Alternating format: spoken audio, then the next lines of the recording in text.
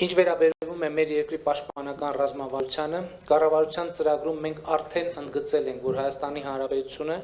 ինչպես ցանկացած խաղաղասեր պետություն, զինված ուժերը զարգացնելու եւ վերափոխելու է ոչ թե ագրեսիայի, այլ ագրեսիայից պաշտպանվելու համար Հայաստանի Հանրապետությունը տարածքներ նվաճելու մտադրություն չունի։ Անվտանգության համակարգի զարգացման իմաստով կարևոր է ոչ միայն բանակի պաշտպանության կարողությունների արդիականացումը, այլև Հայաստանի Հանրապետության շուրջ բարենպաստ արտաքին միջավայրի ձևավորումը։ Հայաստանի, Արցախի տարածաշրջանի համար խաղզարգացման դարաշրջան բացելու օրակարգի հետևողական իրագործումը, որը մենք տեսնում ենք մեր տարածաշրջանում թշնամանքի մթնոլորտի հաղթահարման, Լեռնային Ղարաբաղի հակամարտության կարգավորման նպատակով ԵԱՀԿ Մինսկի խմբի համանախագահության ձևաչափով բանակցային գործընթացի վերականգնման, տարածաշրջանային տնտեսական եւ տրանսպորտային ենթակառուցվածքների ապաշրջափակման միջոցով։ Պետք է ընդգծել, որ տարածաշրջանի տնտեսական եւ տրանսպորտային ենթակառուցվածքների ապաշրջափակումը կարող է որակապես փոխել Հայաստանի Հանրապետության տնտեսության բովանդակությունը եւ կառուցվածքը, լրացուցիչ խթան դառնալ ներհայաստանյան ենթակառուցվածքների զարգացման համար,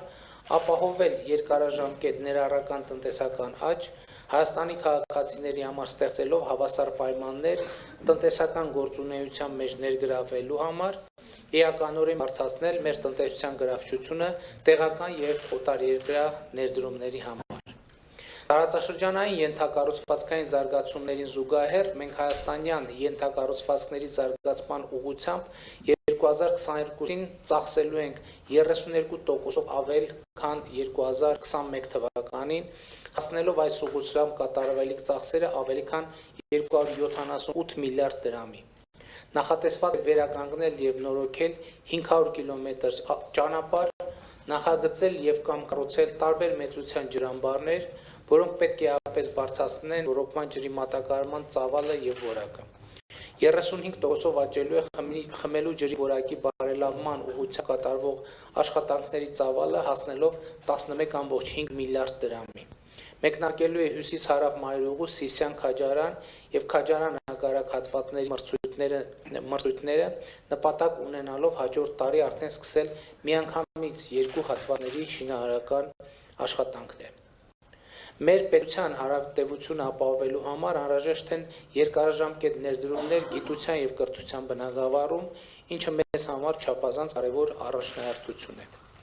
2022 թվականին կրթության, գիտության, մշակույթի եւ սպորտի նախարարության հատկացվող գումարը աճելու է 27%-ով։ Այստեղ են կրթական օբյեկտերի շինարարության եւ նախագծման ուղղությամբ կատարվելիք աշխատանքները, որով շարունակվելու է ներկայումս ընթացող շինարարական աշխատանքները եւ նախագծվելու են բազմաթիվ նոր ուսումնական հաստատություններ, այդ թվում մոդուլային, որոնք ապահովելու են 300 դպրոցների եւ 500 նախադպրոցական հաստատությունների կառուցումը առաջիկա 5 տարիների ընթացքում։ Ասեմ, որ այս պայդրությամբ 76 դպրոց եւ 51 մանկապարտեզ արդեն իսկ գտնվում են կառուցման, վերակառուցման կամ հիմնանորոգման փուլում։ 2022 թվականին միայն գիտության ֆինանսավորման ուղղությամբ հատկացվելու է 83%-ով ավելի գումար, իսկ գիտական թեմատիկ հետազոտությունների հատկացվող գումարը ավելին է 2.5 անգամ կազմելով 6.7 միլիարդ դրամ։ Մեր նպատակն է անձի կրթությունը եւ շարունակական զարգացումը դարձնել կենսակերպ։ Սա է ժամանակակից աշխարհում մրցունակ ազգ լինելու միակ ճանապարհը։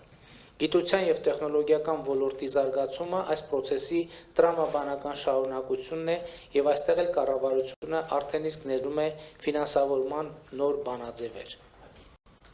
Հարգելի գործընկերներ, գումարների ավելացումը բոլոր ոլորտներում անհրաժեշտ, բայց ոչ բավարար պայման է։ Մենք գիտակցում ենք, որ մեր ծրագրերը կյանքի կոչելու համար անհրաժեշտ են ոչ միայն տնտեսական միջամտություններ կառավարության կողմից, այլև հասարակական եւ մշակութային վերափոխումներ։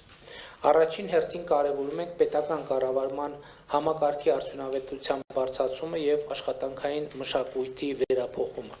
Կառավարումը պետք է նպաստի եւ ոչ թե խոչընդոտի ներդրումների իրագործմանը։ Այս առումով կարևոր է պլանավորման եւ իրագործման մշակույթը, ծրագրերի իրագործման գործընթացները, որոնց անկատարությունը շատ դեպքերում բերում է կապիտալ ծախսերի թերակատարումների եւ հետեւաբար կառավարության կողմից սահմանված նպատակների իրագործման դանդաղման։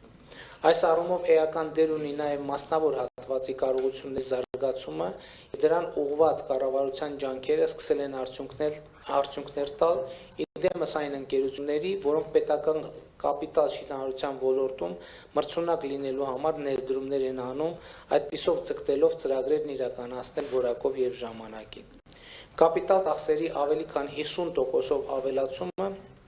դրական ազդակային մասնավոր ընկերությունների համար, որոնք այս ոլորտում կարող են վստահությամբ ներդրումներ անել եւ ավելացնել իրենց տեխնիկական եւ մասնագիտական կարողությունները առաջիկա տարիների ընթացքում։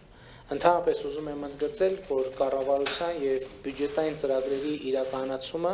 մեծապես կախված է մասնավոր հատվածի ակտիվության ցուցանիշներից եւ ես ուզում եմ ձեզ տեղեկացնել նախորդ օրը կառավարությունում տեղի ունեցած մի քննարկման մասին։ Մասնավորապես դուք գիտեք, որ մենք նպատակադրվել ենք ամեն տարի առաջիկա 5 տարիների ընթացքում առնվազն 1000 հեկտար ինտենսիվ այգիներ ներդնելու ծրագիր իրականացնել։